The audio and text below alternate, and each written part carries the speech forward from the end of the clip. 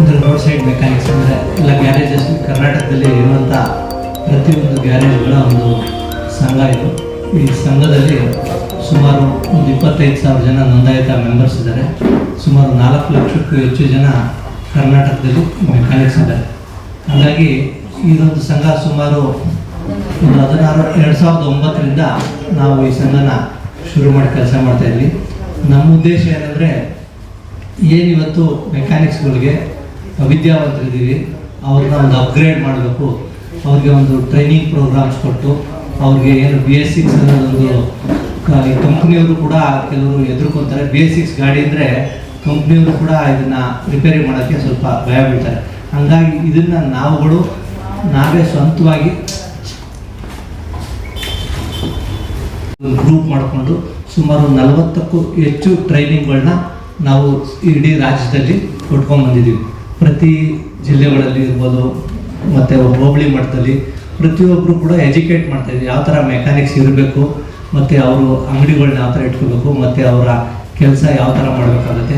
ಏಕೆಂದರೆ ಇವಾಗ BS6 ಅಂದರೆ ಮೊದಲು ಥರ ಹಳೆ ಕಾಲದ ಥರ ಏನೋ ಬಡ್ದು ಮಾಡೋವಂಥದ್ದಲ್ಲ. ಇದೆಲ್ಲ ಸ್ವಲ್ಪ ಟೆಕ್ನಾಲಜಿಕಲಿ ಅಂದರೆ ಮುಂದುವರೆದಿರುವಂಥ ಗಾಡಿಗಳಿವೆಲ್ಲ. ಹಾಗಾಗಿ ಅದನ್ನು ನಾವು ಅಪ್ಗ್ರೇಡ್ ಮಾಡುವಂಥ ವಿಚಾರ ಇದರಲ್ಲಿರುತ್ತೆ. ಮತ್ತು ಜೊತೆಗೆ ನಾವು ಇಲ್ಲಿ ಅವತ್ತು ಏನು ಸಮಾವೇಶದ ದಿನ ಒಂದು ಏನು 17ನೇ ವರ್ಷದ ಸಮಾವೇಶದ ದಿನ ಒಂದು ಫ್ರೀ ಚೆಕಪ್ ಇರುತ್ತೆ. ಅಂದರೆ ಬೆಳಿಗ್ಗೆ 9ರಿಂದ 10 ಗಂಟೆವರೆಗೂ ಫ್ರೀ ಚೆಕಪ್ಸ್ ಇರುತ್ತೆ. ಮತ್ತು ಸ್ವಲ್ಪ ಗಾಡಿಗಳಿಗೆ ಅಂದರೆ ಎಷ್ಟು 9ರಿಂದ 10 ಗಂಟೆ ಒಳಗಡೆ ಎಷ್ಟು ಗಾಡಿ ಆಗುತ್ತೆ ಅವ್ರಿಗೆಲ್ಲ ಫ್ರೀ ಆಯಿಲ್ ಚೇಂಜಸ್ ಕಾರ್ಯಕ್ರಮ ಕೂಡ ಇಟ್ಕೊಂಡಿದ್ವಿ. ಮತ್ತು ಇನ್ನೊಂದು ವಿಚಾರ ಅಂದರೆ ನಮ್ಮ ಎಲ್ಲ ಪ್ರತಿಯೊಬ್ಬರು ಮೆಕ್ಯಾನಿಕ್ಗಳು ಸ್ವಲ್ಪ ಡಿಫ್ರೆಂಟ್ ಹಳೆ ಗಾಡಿಗಳನ್ನ ಸ್ವಲ್ಪ ಆಲ್ಟ್ರೇಷನ್ ಮಾಡಿ ಸ್ವಲ್ಪ ಶೋಗೆ ಅಂತ ಇಟ್ಟಿರ್ತಾರೆ. ಅಂಥ ಗಾಡಿಗಳನ್ನ ಕೂಡ ಅಲ್ಲಿ ಪ್ರದರ್ಶನ ಮಾಡ್ತಾಯಿದ್ದೀವಿ. ಮತ್ತು ಏನು ಉದ್ದೇಶ ಇಟ್ಕೊಂಡು ಈ ಕಾರ್ಯಕ್ರಮಕ್ಕೆ ಸಿದ್ದರಾಮಯ್ಯನವ್ರು ಇರ್ಬೋದು, ಮತ್ತು UT ಖಾದರ್ ಇರ್ಬೋದು, DK ಶಿವಕುಮಾರ್ ಇರ್ಬೋದು, ರಾಮಲಿಂಗಾರೆಡ್ಡಿ ಅವರು ಇರ್ಬೋದು, ಸಂತೋಷ್ ಲಾಡ್ ಇರ್ಬೋದು, ಮತ್ತು ನಾರಾಯಣ ಗೌಡರು, ಸಲೀಂ ಅಹಮದ್ ಮತ್ತು ಆರಾಧ್ಯ ಅವರು ಇದರಲ್ಲಿ ಪಾಲ್ಗೊಳ್ತಾ ಇದ್ದಾರೆ.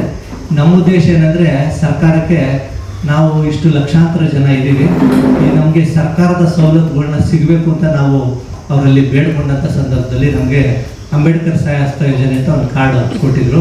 ಆ ಕಾರ್ಡಿಂದ ನಮಗೆ ಏನಂತ ಉಪಯೋಗ ಬರ್ತಾ ಇಲ್ಲ. ಅದಕ್ಕೋಸ್ಕರ ಅವರೆಲ್ಲ ಏನು ಹೇಳ್ತಾ ಇದ್ರು, ಕಟ್ಟಡ ಕಾರ್ಮಿಕರದು ಕಾರ್ಡ್ ಇದೆ, ಅದರಲ್ಲಿ ಸವಲತ್ತಿದೆ, ಇದರಲ್ಲಿ ಏನು ಸಿಗ್ತಾ ಇಲ್ಲ ಅಂತ. ಅದಕ್ಕೆ ಕಟ್ಟಡ ಕಾರ್ಮಿಕರಿಗೆ ಏನು ಸೆಸ್ ಕಲೆಕ್ಟ್ ಮಾಡ್ತಾ ಇದ್ರು, ಏನು ಒಂದು ಬಿಲ್ಡಿಂಗ್ ಕಟ್ಟಿದ್ರೆ ಸೆಸ್ ಕಲೆಕ್ಟ್ ಮಾಡಿ, ಅದೇ ರೀತಿ ನಾವು ಕೂಡ ಅವ್ರಿಗೆ ಒಂದು ಪ್ರಸ್ತಾವನೆ ಕೊಟ್ಟಿದ್ವಿ. ನಮ್ಮಲ್ಲೂ ಕೂಡ ಹೊಸ ಗಾಡಿಗಳಿಗೆ ಸೆಸ್ ಕಲೆಕ್ಟ್ ಮಾಡಿ ಆ ಸೆಸ್ಸಿಂದ ನಮ್ಮ ಏನು ಮೆಕ್ಯಾನಿಕ್ಸ್ನ ನಿಧಿನ ಒಂದು ಸಂಗ್ರಹಿಸಿ ಅವ್ರಿಗೆ ಉಪಯೋಗ ಆಗುವಂಥ ಏನು ಹೆಲ್ತ್ ಇನ್ಶೂರೆನ್ಸ್ ಇರ್ಬೋದು, ಮತ್ತು ಆಕ್ಸಿಡೆಂಟಲ್ ಇನ್ಶೂರೆನ್ಸ್ ಇರ್ಬೋದು, ಮತ್ತು ಅವ್ರ ಮಕ್ಕಳಿಗೆ ವಿಮೆ ಇರ್ಬೋದು, ಮತ್ತು ಕಾಲೇಜ್ಗೆ ಸ್ಕೂಲ್ಗೆ ಇರ್ಬೋದು, ಒಳ್ಳೆ ಎಜುಕೇಷನ್ಗೆ ಅವ್ರಿಗೆ ಉಪಯೋಗ ಆಗುವಂಥ ಒಂದು ವಿಚಾರನ ಇಟ್ಕೊಂಡು ಇದನ್ನು ಸರ್ಕಾರಕ್ಕೆ ಒತ್ತಾಯಿಸುವಂಥ ಕೆಲಸ ನಡೀತಾ ಇದೆ. ಮತ್ತು ಆ ಉದ್ದೇಶ ಇಟ್ಕೊಂಡು ಇವಾಗ ಏನು ಮಾಡಿ ಸರ್ಕಾರ ಮೋಟರ್ ಸೈಕಲ್ ಆ್ಯಕ್ಟ್ ಅಡಿಲಿ ನಮ್ಮನ್ನ ತೊಗೊಂಡಿದ್ದಾರೆ ಮೆಕ್ಯಾನಿಕ್ಸ್ನ. ಆ ಆ್ಯಕ್ಟ್ ಅಡಿಲಿ ಇವಾಗ ಸೆಸ್ ಕಲೆಕ್ಟ್ ಮಾಡೋಕ್ಕೆ ಕೂಡ ಅವರು ಒಪ್ಕೊಂಡಿದ್ದಾರೆ. ಆ ಸೆಸ್ಸಿನ ಕಲೆಕ್ಟ್ ಮಾಡೋಕ್ಕೆ ಸ್ಟಾರ್ಟ್ ಮಾಡಿಲ್ಲ. ಅದು ಮಾಡಿದ್ಮೇಲೆ ಏನು ಸರ್ಕಾರದ ಸವಲತ್ತುಗಳು ನಮಗೆಲ್ಲ ಕಟ್ಟಡ ಕಾರ್ಮಿಕರಿಗೆ ಸಿಗ್ತಾ ಇದೆ, ಅದಕ್ಕಿಂತ ಹೆಚ್ಚು ಸವಲತ್ತುಗಳು ಇದ್ರಲ್ಲಿ ಸಿಗಬೇಕು ಅಂತ ಒಂದು ಉದ್ದೇಶ ಇಟ್ಕೊಂಡಿದ್ದೀವಿ. ಮತ್ತು ಏನು ನಮ್ಮ ಇಲ್ಲಿ ಏನಾಗುತ್ತೆ ಅಂದರೆ ನಮ್ಮ ಮೆಕ್ಯಾನಿಕ್ಸ್ ಅಂದರೆ ಅವರು ಸ್ಪೇರ್ ಪಾರ್ಟ್ಸ್ ಪರ್ಚೇಸ್ ಮಾಡ್ತಾರಲ್ಲ, ಯಾಕೆಂದರೆ ಅವ್ರಿಗೆ ಯಾವುದು ಹೊಸ ಸ್ಪೇರ್ ಪಾರ್ಟ್ಸ್ ಬರುತ್ತೆ ಅದು ಯಾವ ಥರ ಇರುತ್ತೆ ಅಂದರೆ ಕಂಪ್ನಿಗೆ ಈಕ್ವಲೆಂಟ್ ಆದಂಥ ಸ್ಪೇರ್ ಪಾರ್ಟ್ಸ್ನ ಒಂದಷ್ಟು ಬಿಡಿಭಾಗ ಪ್ರದರ್ಶನಗಳು ಕೂಡ ಇಲ್ಲಿ ಇಟ್ಟಿದ್ವಿ.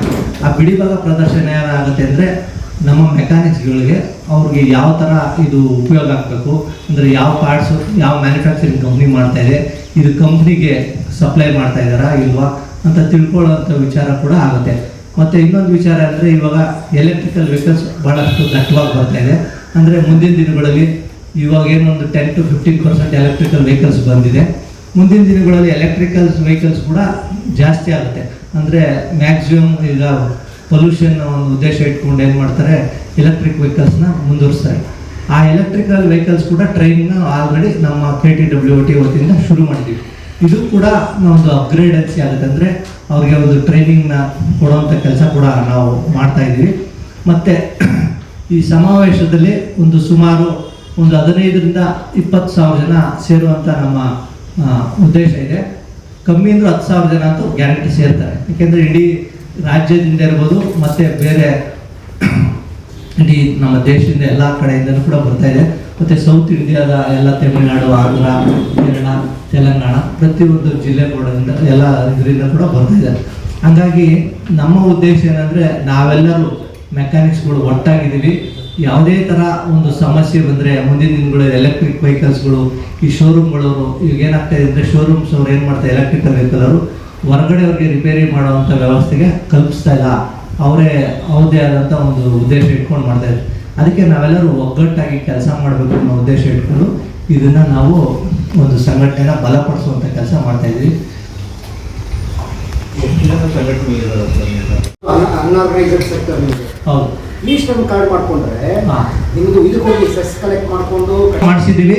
ಮತ್ತೆ ಅಂಬೇಡ್ಕರ್ ಸಹಾಯಸ್ತ ಯೋಜನೆ ಅಂತ ಕಾರ್ಡ್ ಕೂಡ ನಾವು ಮಾಡಿಸಿದ್ದೀವಿ. ಈಸ್ಟರ್ನ್ ಇತ್ತು ಅಂದ್ರೆ ಈಸ್ಟರ್ನ್ ಅಲ್ಲಿ ಒಂದಷ್ಟು ಶೀಲ್ಡ್ ಸಿಕ್ಕುತ್ತೆ. ಸರ್ ಅದು ಇದೆ ಅಂದರೆ ಮ್ಯಾಕ್ಸಿಮಮ್ ಮೆಕ್ಯಾನಿಕ್ಸ್ಗೆ ಸಿಗಬೇಕು ಅನ್ನೋ ಉದ್ದೇಶ. ಅಂದರೆ ಏನಂದ್ರೆ ಮೆಕ್ಯಾನಿಕ್ಸ್ ಕೂಡ ಮತ್ತು ಜೊತೆಗೆ ನಮ್ಮ ಸಮಾವೇಶ ನಮ್ಮ ಮೆಕ್ಯಾನಿಕ್ಸ್ಗಳು ಈ ರಾಜ್ಯದಿಂದ ಬರ್ತಾ ಇದ್ದಾರೆ. ಅವರಿಗೆ ನಾವು ಒಂದು 8 ಲಕ್ಕಿ ಡ್ರಾ ಆ ಥರ ಇಡ್ತಾ ಇದ್ದೀವಿ. ಅದರಲ್ಲಿ 25,000 ರೂಪಾಯಿ ಹೊರತು ಮೆಕ್ಯಾನಿಕ್ ಉಪಯೋಗ ಆಗುವಂಥ ಒಂದು ರ್ಯಾಮ್ಸ್ ಇರ್ಬೋದು, ಅವ್ರಿಗೆ ನ್ಯೂಮ್ಯಾಟಿಕ್ ಟೂಲ್ಸ್ ಇರ್ಬೋದು, ಮತ್ತು OBD ಟೂಲ್ಸ್ ಇರ್ಬೋದು, ಪ್ರತಿಯೊಂದು ಕೂಡ ಈ ಥರ ಒಬ್ಬರಿಗೆ 25,000 ರೂಪಾಯಿ ಹೊರತು ಈ ಥರ ಒಂದು ಬೆಳಿಗ್ಗೆ ಒಂದು 10 ರಿಂದ ಸಾಯಂಕಾಲ 5 ಲೀಟರು 8 ಡ್ರಾನ ಮಾಡ್ತಾಯಿದ್ದೀವಿ. ಮತ್ತು ನಾವೊಂದು ಪವರ್ ಕಂಪ್ನಿ ಅಂತ ಆಯಿಲ್ ಕಂಪ್ನಿಯವ್ರ ಹತ್ರ ಮಾತಾಡಿ ಒಂದು ಪ್ರೈವೇಟ್ ಜೆಟ್ನ ಕೂಡ ಅವರು ನಮಗೆ ಕೊಡ್ತಾ ಇದ್ದಾರೆ. ಅವರು 8 ಜನ ಲಕ್ಕಿ ವಿನ್ನರ್ಸ್ಗೆ ಬೆಂಗಳೂರಿನ ಒಂದು ರೌಂಡ್ ಹಾಕ್ಸುವಂಥ ಕೆಲಸ ವಾಹನ ಕಾರ್ಯಾಗಾರ ಮಾಲೀಕರು ಮತ್ತು ತಂತ್ರಜ್ಞರ ಸಂಘದ ವತಿಯಿಂದ 17ನೇ ವರ್ಷದ ಒಂದು ಸಮಾವೇಶಕ್ಕೆ ನಮ್ಮ ಎಲ್ಲ ಮೆಕ್ಯಾನಿಕ್ ಬಂಧುಗಳಿಗೆ, ನಮ್ಮ ಬಂಧು ಮಿತ್ರರಿಗೆ ಎಲ್ಲರೂ ಕೂಡ ಈ ಕಾರ್ಯಕ್ರಮದಲ್ಲಿ ಪಾಲ್ಗೊಂಡು ಈ ಕಾರ್ಯಕ್ರಮ ಯಶಸ್ವಿಗೊಳಿಸಬೇಕು. ಮತ್ತು ಏನು ಇಲ್ಲಿ ಬರುವಂಥ ನಿಮಗೆ ಉಪಯೋಗ ಆಗುವಂಥ ಒಂದು ಲಕ್ಕಿ ಡ್ರಾ ಇರ್ಬೋದು, ಅದರಲ್ಲಿ ಪಾಲ್ಗೊಂಡು ತಾವುಗಳು ಇದನ್ನು ಪ್ರಯೋಜನ ಪಡ್ಕೋಬೇಕು.